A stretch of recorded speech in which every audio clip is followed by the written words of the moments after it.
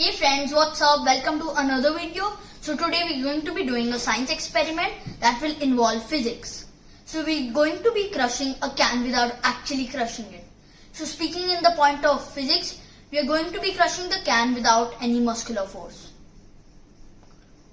For this experiment, we need a can, 15 ml of water, a tong to hold the can, and a ball of cold water. So step 1 of this experiment is to pour the 15 ml of water into the can.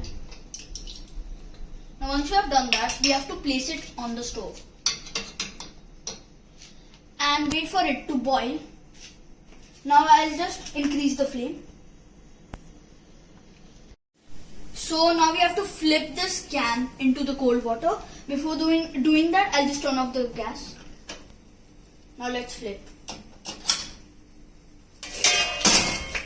Oh wow, the can got crushed without applying any muscular force.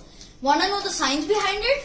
So what happened actually was when I was heating the water, the air inside the can too got heated up. So when I brought it closer to the cold surface or the cold air, what happened was the air from the can immediately rushed out and went towards the cold air. This is because heat travels from high temperature to low temperature.